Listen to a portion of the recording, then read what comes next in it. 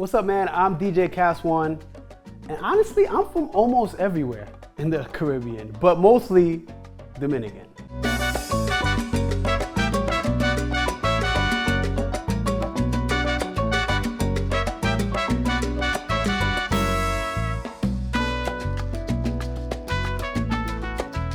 My grandmother immigrated to the United States when she was a teenager to come here and live with her dad here. And you know, she went to school here, grew up here, and she would go back and forth to the Dominican Republic, where eventually she met my grandfather and then moved back to the Dominican Republic up until the Trujillo times, which were crazy.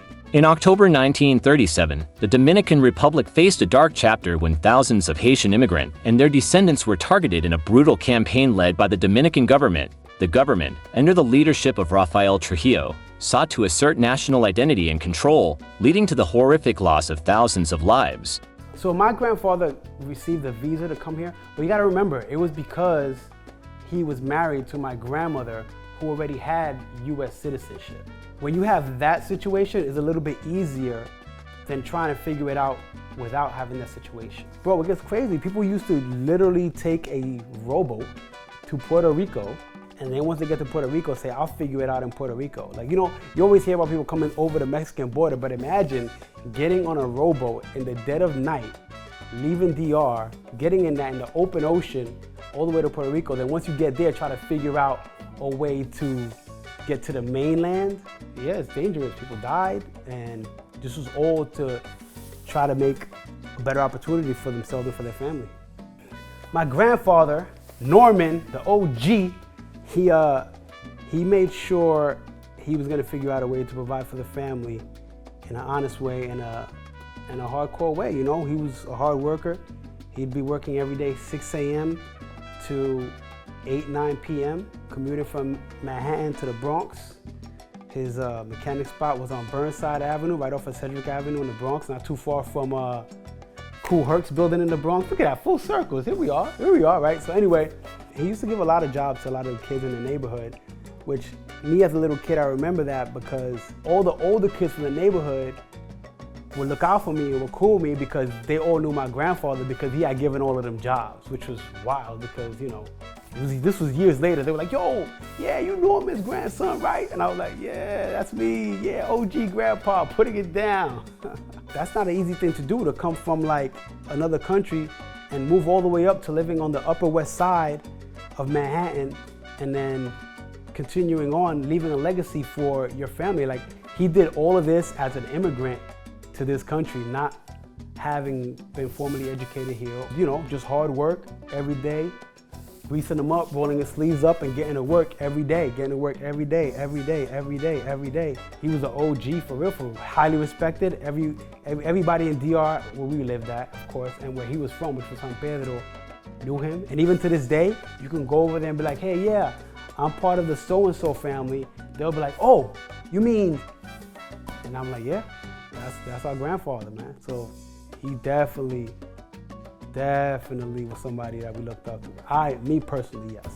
You have to create your own opportunity at a certain point, because if you're coming to a new country and you don't know the language, you're not educated in this country, you don't really have connections to get you a job, you have to figure it out, right? So a lot of people had an entrepreneurial spirit, went into the bodega sectors, went into the mechanic sectors.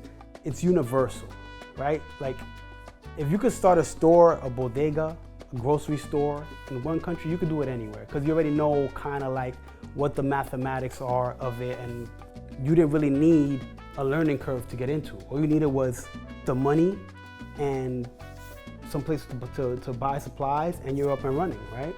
My dad owned bodegas. He's working there. His brother-in-law is working there.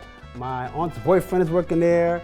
My aunt is on the register. My mom is on the grill, and now everybody has a job, right? From 5 years old to, I want to say 23 years old, I went to DR every year, twice a year, and would stay there summertime, 3 months at a time, over the December holidays, 1 month at a time. So I was growing up in two different, entirely different worlds. And when I say DR, I wasn't going to like the New York City or Manhattan of DR. I was in the Patio, bro. I was in, you come outside and there's nothing. You open your house, your door, and there's just